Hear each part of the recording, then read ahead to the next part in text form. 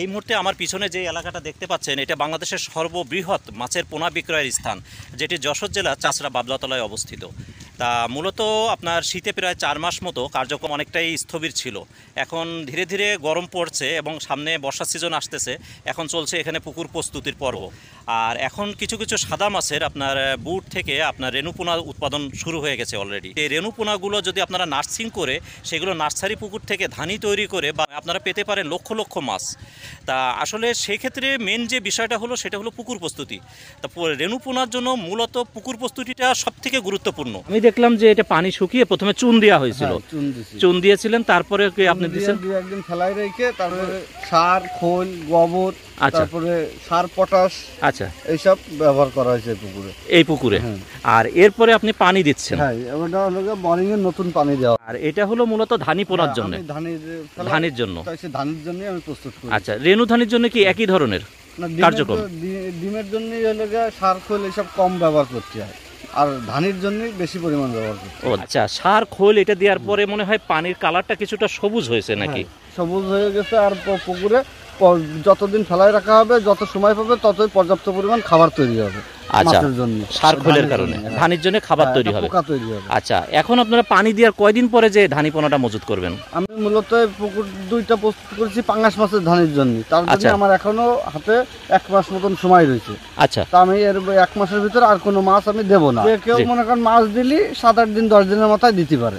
আগেই প্রস্তুত করেছি, কেননা পুকুর ফেলায় রেখে দিলি প্রস্তুত করে ধানের জন্য ভালো হয়। ভিউয়ার্স, আপনারা যারা অনেকেই কিন্তু এখনো ফোন দেন আপনার পাঙ্গাসের ধানি, তা পাঙ্গাসের ধানিটা আশা করা যাচ্ছে আরো 1 মাস পরে কি পাওয়া যাবে? 1 মাস মতন পরে পাওয়া যাবে। বাংলা মাসের চৈতের 15 দিকে পাওয়া যাবে। দেশীয় বাংলা মাছ, বিশেষ করে কার্পু, আপনার মিনা, জাপানি বা যে কোনো ধরনের রুই, কাতলা, সিলভার, যে কোনো মাছ মানে দেখ তাদেরও তো একই সিস্টেমে পুকুর প্রস্তুত করে নিতে হবে।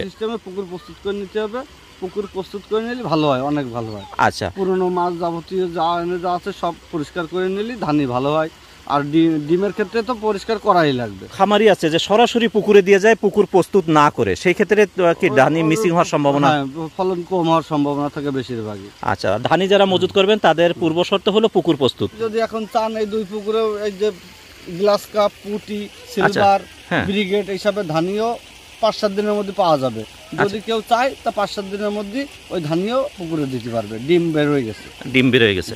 আর আমরা যেহেতু পাঙ্গাসের জন্য আমরা পুকুর প্রস্তুত করতেছি, পাঙ্গাসটা মূলত মনে হয় একক করলে বেশি ভালো হয়। একক করলে ফলনটা ভালো আসে। যে কোনো মাছই একক করলে ফলন ভালো হয়। পানি মজুত করার পরে আপনারা ধানিরে খাবার দিবেন কি রেডিমেড খাবার নাকি? না, আমরা খোল দিই প্রথমত। তারপর একটু দানা দানা হইলে আমরা ফিডের ক্ষেত্রে কোন ফিডটা ব্যবহার করবেন? ক্ষেত্রে আমি নারিশ ব্যবহার করি, রূপসী বাংলা ব্যবহার করি পাঙ্গাসের জন্য। হ্যাঁ, পাঙ্গাসের জন্য। এটার দাম কেমন পড়ে? নারিশের দাম একটু বেশি। আচ্ছা, আর রূপসী বাংলার দাম একটু কম। 25 কেজির এক বস্তা খাবারের দাম 2500 টাকা, মানে খাবারের সাইজ হিসেবে। আচ্ছা, 2000 থেকে শুরু করে 2500 টাকা পর্যন্ত আছে 25 কেজির খাবারের বস্তা। আবার 10 কেজির খাবারের বস্তাও 1200 থেকে 1500 টাকার মধ্যেও রয়েছে। মানে কোম্পানি অনুযায়ী দাম। নারিশের খাবারের দাম বেশি, রূপসী বাংলার দাম কম একটু। আচ্ছা, তা আজ এ পর্যন্তই। দেখা হবে পরবর্তীতে নতুন কোনো ভিডিওতে নতুন কোনো তথ্য নিয়ে। সে পর্যন্ত ভালো থাকবেন। খোদা হাফেজ।